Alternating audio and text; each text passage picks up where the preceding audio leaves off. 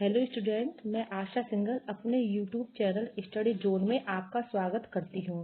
बच्चों, पिछली क्लास में मैंने बीएड फर्स्ट ईयर के फोर्थ पेपर का फर्स्ट टॉपिक भाषा का अर्थ पढ़ाया था। आई होप आपको समझ में आ गया होगा। उसका लिंक मैंने डिस्क्रिप्शन बॉक्स में दिया हुआ है। आज मैं आपको भाषा की परिभाषा पढ़ा रही हूँ। बच्चों, इस चैनल में मैं आपको भाषा और पाठ्यक्रम का पूरा सिलेबस करवाऊंगी और एक एक टॉपिक को समझा दूंगी। इसके साथ ही एग्जाम की दृष्टि से इम्पोर्टेंट क्वेश्चन भी सॉल्व करवाऊंगी। बस आप मेरे चैनल पर बने रहे। तो चलिए हम भाषा की परिभाषा पढ़ते हैं। भाषा की परिभाषा। भाषा की परिभाषा के बारे में विद्वानों की सहमति नहीं है, अर्थात सबके विचार अलग अलग हैं। प्रत्येक विद्वान ने अपने दृष्टिकोण से भाषा की परिभाषा दी है। इस संदर्भ में भारतीय और पाश्चात्य विद्वानों ने अपने अपने विचार स्पष्ट किए हैं, जिनका विवरण इस प्रकार है। पहले हम पढ़ते हैं पाश्चात्य विद्वानों का मत। इसमें फर्स्ट है, ब्रिटेनिका विश्वकोश के अनुसार भाषा ध्वनि प्रतीकों या संकेतों की ऐसी मान्य व्यवस्था है जिसके द्वारा एक समाज के लोग आपस में विचार विनिमय करते हैं, अर्थात विचारों का आदान प्रदान करते हैं। दूसरी परिभाषा है प्लेटो के अनुसार विचार आत्मा की मूक बातचीत है, पर वह जब ध्वन्यात्मक होकर होठों पर प्रकट होती है तो उसे भाषा की संज्ञा देते हैं। फिर तीसरी परिभाषा है ब्लॉक एवं ट्रैगर के अनुसार भाषा मानव मुखोच्चरित यादृच्छिक ध्वनि प्रतीकों की वह व्यवस्था है जिसके माध्यम से एक समुदाय के सदस्य परस्पर विचार विनिमय करते हैं। फिर चौथी परिभाषा है मैक्स मूलर के अनुसार भाषा और कुछ नहीं है, केवल मानव की चतुर बुद्धि द्वारा आविष्कृत ऐसा उपाय है जिसकी मदद से हम अपने विचार सरलता और तत्परता से दूसरों पर प्रकट कर सकते हैं और चाहते हैं कि इसकी व्याख्या प्रकृति की उपज के रूप में नहीं बल्कि मनुष्यकृत पदार्थ के रूप में करना उचित है। फिर है हेनरी स्वीट के अनुसार जिन व्यक्त ध्वनियों द्वारा विचारों की अभिव्यक्ति होती है उन्हें भाषा कहते हैं। अगली परिभाषा है एच गार्डिनर के अनुसार विचारों की अभिव्यक्ति के लिए जिन व्यक्त एवं स्पष्ट ध्वनि संकेतों का व्यवहार किया जाता है उनके समूह को भाषा कहते हैं। अब आगे है बेंद्रिय के अनुसार भाषा एक तरह का चिन्ह है। चिन्ह का आशय उन प्रतीकों अथवा संकेतों से है जिनके द्वारा मानव अपने विचार दूसरों पर प्रकट करता है। ये तो हो गई पाश्चात्य विद्वानों द्वारा भाषा की परिभाषा। अब आगे हम पढ़ते हैं भारतीय विद्वानों का मत क्या है भाषा के बारे में। इसमें फर्स्ट है आचार्य किशोरी दास वाजपेयी के अनुसार विभिन्न अर्थों में सांकेतिक शब्द समूह ही भाषा है जिसके द्वारा हम अपने विचार या मनोभाव दूसरों के प्रति सरलता से प्रकट करते हैं। फिर है पंडित कामता प्रसाद के अनुसार भाषा वह साधन है जिसके द्वारा मनुष्य अपने विचार दूसरों पर भली भांति प्रकट कर सकता है तथा दूसरों के विचार आप स्पष्टतः समझ सकते हैं।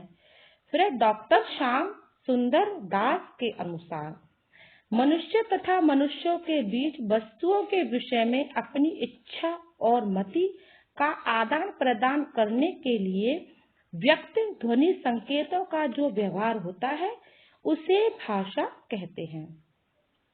फिर डॉक्टर बाबूराम सक्सेना के अनुसार ध्वनि चिन्हों द्वारा मनुष्य परस्पर विचार विनिमय करता है उसे भाषा कहते हैं।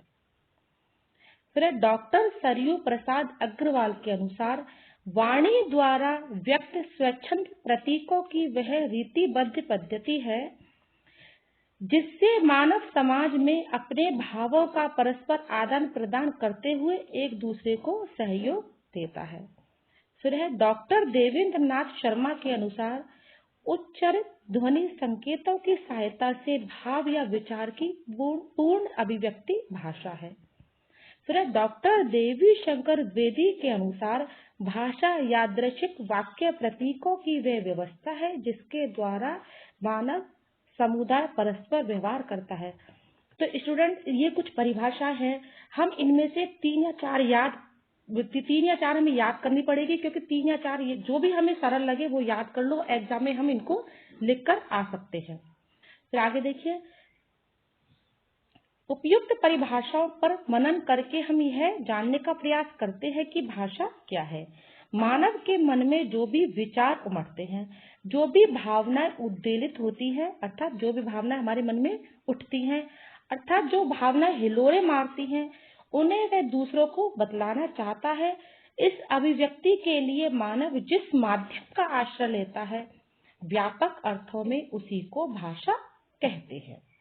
यूं तो मूर्तिकार, चित्रकार और नृत्यकार भी कुछ संकेतों द्वारा भावों अथवा विचारों को संप्रेषित करते हैं, परंतु उनकी कुछ सीमाएं होती है, क्योंकि व्यक्ति भाषा के द्वारा जितना अपने विचारों को अभिव्यक्त कर सकता है, और कोई माध्यम ऐसा नहीं है जिसके द्वारा वह अपने भावों की पूर्ण अभिव्यक्ति कर सके।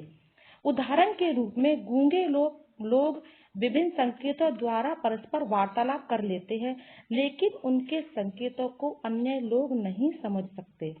कहा भी गया है कि गूंगे की बात गूंगा ही जाने या उसके घर वाले जाने, अथवा जो व्यक्ति इनके संकेतों से भली भांति परिचित होता है, वही व्यक्ति उनके भावों को समझ सकता है। जो गूंगे व्यक्ति होते हैं वो भी संकेतों के द्वारा अपनी बातचीत करते हैं, अपने भावों को अभिव्यक्त करते हैं, लेकिन उनके भावों को वही व्यक्ति समझ सकता है जो या तो खुद गूंगा है या उसके घर वाले हैं, क्योंकि घर वालों को उनसे बात करते करते उनके संकेतों को समझते समझते वो उसके अभ्यस्त हो जाते हैं। लेकिन मनुष्य की वाणी, मनुष्य की भाषा ऐसी है जिससे वह अपने विचारों की अभिव्यक्ति करके अपने मन के भावों को दूसरों तक अभिव्यक्त कर सकता है और अपने विचारों से दूसरों को अवगत करवा सकता है।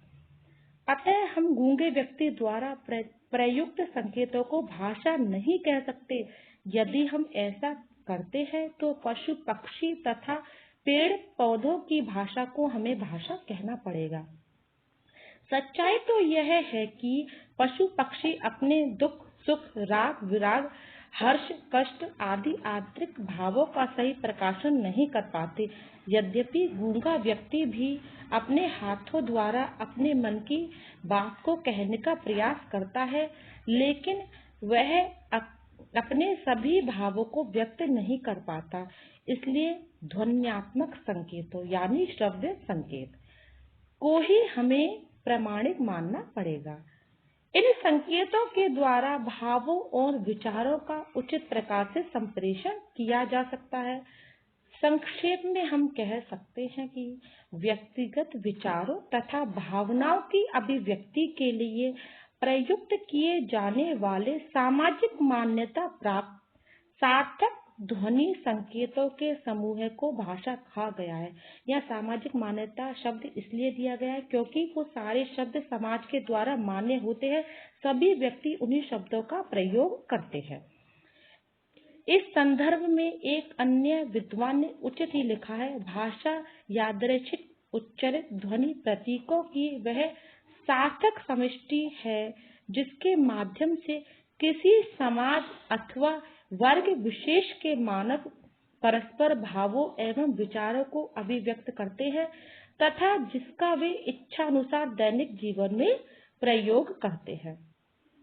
सारांश यह है कि मनुष्य अपने वाक यंत्र से यानी मुख से जो ध्वनि उच्चारित कर अपने विचारों को संप्रेषित करना तथा श्रोता उससे भली प्रकार समझ लेता है, वह ध्वनि संकेत। बच्चों, आज के लिए इतना ही। इससे आगे हम अगली क्लास में पढ़ेंगे। अगर आपको मेरा वीडियो अच्छा लगा तो मेरे चैनल को सब्सक्राइब जरूर करें।